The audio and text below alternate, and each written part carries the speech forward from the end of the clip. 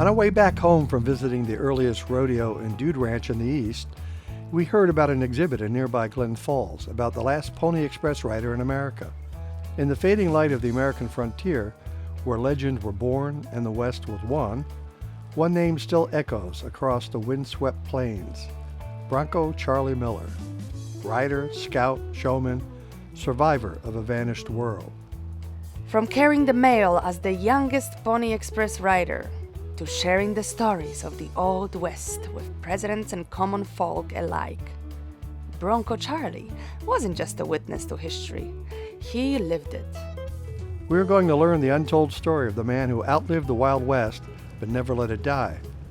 This episode is about Bronco Charlie Miller, the last of the Pony Express riders. We're stopping at the Chapman Museum in Glens Falls, New York, to talk to its director about this colorful character of the Wild West and his connection to the Adirondack region. I'm Don Rittner. And I'm Justina Kostek. And this is History on the Road. The story of Bronco Charlie is the story of the restless pursuit of adventure. The man, Bronco Charlie Miller, was born Julius Mortimer Miller in 1850. There's several different accounts and stories of the early part of his life.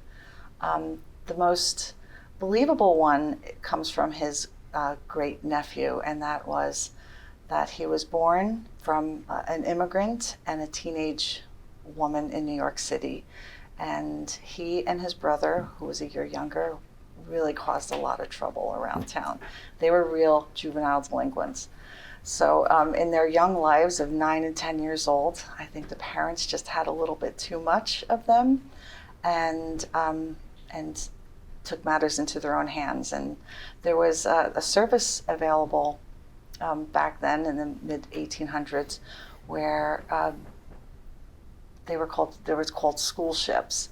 And young men can be put on these school ships, and they were free labor to the captains, and they learned a skill, and they were stuck in the middle of the water and couldn't get into all kinds of trouble in the city.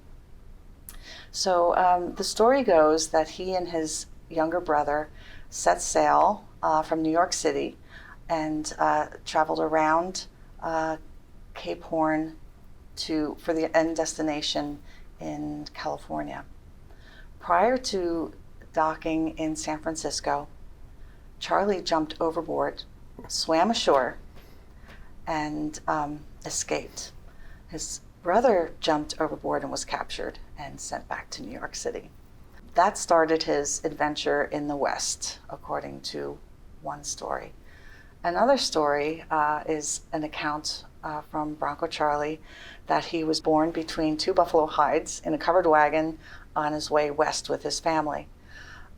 He was spent a lot of time in Hat Creek, California, and was said to have his first companions of the Modoc Native American tribe. Both stories converge when he wound up on a ranch in Sacramento Valley.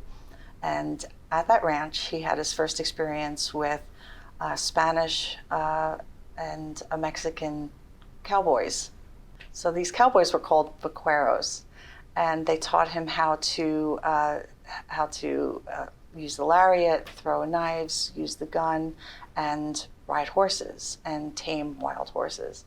So he was so good at it, he earned the nickname Bronco Carlos, and that later turned into Bronco Charlie. Wow, that's really exciting. So this is kind of how he got introduced into the world of rodeo and cowboys, and he had a very early start. But before that, wasn't he like the youngest Pony Express rider? That came around the same time. Well, the story goes for the Pony Express ride that he and his father were traveling. He was 11 years old, and they came across a horse with no rider, and it was a Pony Express horse. So they stopped the horse, and the father thought it would be a good opportunity for his 11-year-old son to get on this Pony Express horse and finish the ride after the previous rider was obviously ambushed. So Bronco Charlie did get on the horse at 11 years old. The year was 1861. It was the last year of the service. He finished the ride, and he did a couple subsequent rides after that. There was always a lot of myth around that story, but the Pony Express Museum has him listed as an official rider. And he was the last, right? He was like the youngest? And maybe He was the youngest at age 11 and considered the last. Well, my father took me up to the post office. That was a post office, and Mr. Harris, the agent there, of course, my father was getting letters from the East from Lord and Taylor and other friends. They wanted him to come back, I guess. Yep, and this rider that had expected in there with the mail to go back again to Placerville, he was killed upon the Sierra Nevada mountains by the Indians, and the horse came in all sweat, with blood all over the saddle, an arrow sticking into his hip, and they knew the boy was dead, but the mail got through on the pony because the pony got away. Mm-hmm. Goodness. Now, facing that, how did you happen to get to be the one to ride the pony back on his return trip? My father, Mr. Harris, told the men there, he said, I don't know what I'm going to do. We can't have a heavy man. And all the light men are working in the mines, and we got to have somebody to go back on his trip to take the mail to Placerville for the next boy. So my father said, my son can ride. He doesn't know this trail, but I guess your horses does. And he can ride. Mr. Harris looked at me and he said, yes, he looks like a boy that would go through, but he's pretty young and he's slim, never been on the trail, I don't know. Then an old miner stepped up, and he said, I saw this boy ride a bucking horse on J Street, and boy, he rode it. Good. And I think he could take the mail. Mr. Harris looked at me again, and I said, Mr. Miller, well, we can't get no other rider, we'll have to take a chance. So he took me home, got me ready, Mother made a protest, Naturally. and I went back, and at 3 o'clock, I took that mail over the range, down through the canyon to Placerville, and got there the next morning at daylight. And while I was going through the canyon, the lions and the mountain lions and bear and the cougars were growling all along, and it scared me plumb to death. I got there, and I was scared, and I didn't know. I just hung on to the horse, and I had one river to swim, the Truckee River, and I had to swim that. And that didn't relieve me any, because that was dangerous. And so I got there in the morning, and the postmaster came out, and he said, what, this a new boy? I said, yes, the other boy, I don't know what become of him, but the horse came in, and he didn't. Well, he said, we'll take you to bed. Mm-hmm. They took me to a room, put me to bed. After they took me to the restaurant, for the Chinese were doing the cooking in that town, and they took me to the restaurant, got me something to eat, and then put me to bed. And I slept the next night and went back again. But I wasn't scared now, because I'd went through it, and I felt pretty good. So I got home laughing, having a good time.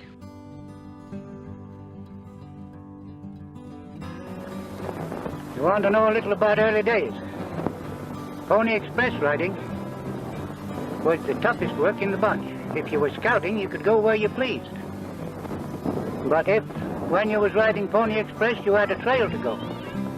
And on that trail, you couldn't move. You changed horses about every 20, 25 miles. Sometimes you didn't change at all, because you couldn't. Your station was taken up.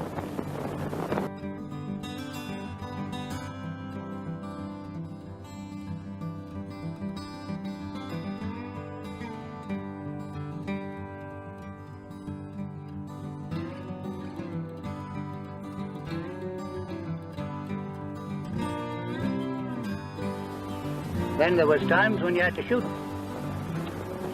And the way we done it was this way. That's all I got. And you asked a little about this. This is how we done it.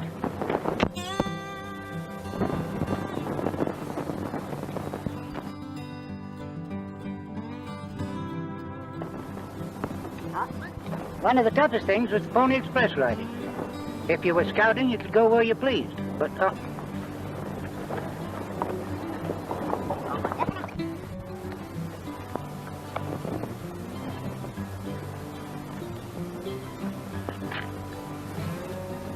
Say that about the States, the Pony Express riding.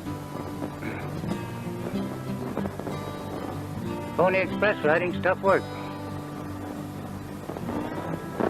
You're riding all kinds of weather. And when the streams are up, you have to swim them. But the mail goes through just the same.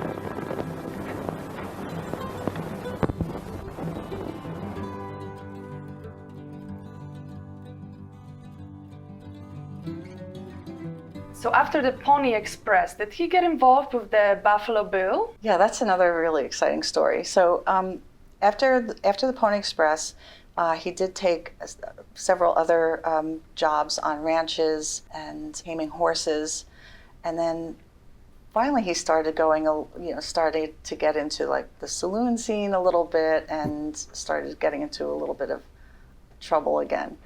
So as he got a little bit older, he was a rancher working with cattle and sheep, and then he was a stagecoach driver. Around the 1880s, he started becoming a little more reckless. He was going to saloons. He was getting into conflicts with other ranchers and herders. And one day, in a little bit of an inebriated state, he wanted to show off his lassoing skills. And there was a man carrying laundry on his head, and he decided to, unbeknownst to the man carrying laundry on his head, take his lasso and see if he can pull that laundry basket off his head. And he did, and it upset the laundryman very much. But he caught the eye of Buffalo Bill Cody in doing so. So by late summer 1885, he was on his way to New York City to start performing with the Wild West show with Buffalo Bill Cody. And he traveled, I know from my research in Troy, he came up to the Troy, the Capital District area, and he also, I think, came up to Glens Falls. And isn't that where he met his wife? He did, and it was still while he was performing with Buffalo Bill show, the Wild West show. He came up with a friend, and the story goes that he had a bunch of stolen horses that he wanted to come up here and sell. He was going to go up to Canada, but yes, he was going to sell these stolen horses. And he wound up at the fairgrounds in Glens Falls, where he met a very much younger woman, Carrie Potter, and 1 year later, after meeting her, they were married. And from what I read, didn't she become part of the show? And didn't he like throw knives at her? I mean, I don't know if that's true or not. But she did. She was part of the show. He did throw knives at her, and she was a good sport with all she had to put up with on the road. Pretty trusting wife. Yeah, indeed. She didn't stay with the show for very long. Don't blame her. Yeah, they did have a little bit of tragedy in their family. So they had 3 children, and within 1 week of each other, they lost all 3 children to diphtheria. Oh. After that, she no longer wanted to be on the road. She might have thought that was part of the reason why they died, right? From being on the road. Yeah, she probably had a little bit of guilt about being on the road and the children passing. Of course, she didn't want to be on the road anymore with children, and she just wanted to settle down in Glens Falls. And so she and Bronco Charlie had a house, settled here. He wasn't so settled. He still moved around and did his thing, but she stayed here. The couple later did have 2 more children, and the children were born here in Glens Falls and stayed here. Is this house still up where they lived? Yes, it's on 9 Thompson Avenue. There's different accounts whether it was 9 or 12 Thompson Avenue, but the house is still there. The houses are still there? Yes. Is there a historic marker? Not that I know of, no. Oh, no. Well, that sounds like it'd be a good project. So performing with Buffalo Bill is what made him so famous? It is what made him famous. the performances, and he's just a general character. I mean, everywhere he went, like people, gathered around, and he was a real self-promoter. So a lot of his past is questionable because he would take a grain of the truth and let it grow into other places. Yeah. So I heard he rode with Jesse James, with Custer. Custer, yeah. Yeah, I mean, some of those seem a little... Those stories are out there, and so, like I said, there may have been a grain of truth to things, and he may have met them. He may have met them, yeah, but not rode with them. He had met presidents. He met Ulysses Grant. He supposedly met Lincoln, and he did meet Teddy Roosevelt. With Teddy Roosevelt, they became friends. Bronco Charlie even sat in for Teddy Roosevelt in a parade in Albany. Oh, wow. Well, that's interesting. And didn't he work on? Didn't Teddy Roosevelt have a farm or a ranch or something? I thought I read somewhere where maybe that was someone else, but I thought he worked for Teddy Roosevelt for a while. There are stories that he did. Again, they could be just stories. Yeah, he did break horses for Teddy Roosevelt. Yeah, that's what I meant. And went on larger hunts, buffalo culling, and that kind of thing. Those stories are out there as well. So in his later years, I mean, we're in the exhibit here. You've got hundreds of pieces that supposedly were carved by him, right? And when did he start doing that? He carved all of his life. And if you look at the carved pieces, it really represents different parts of his life. The pioneer days, the days on the frontier.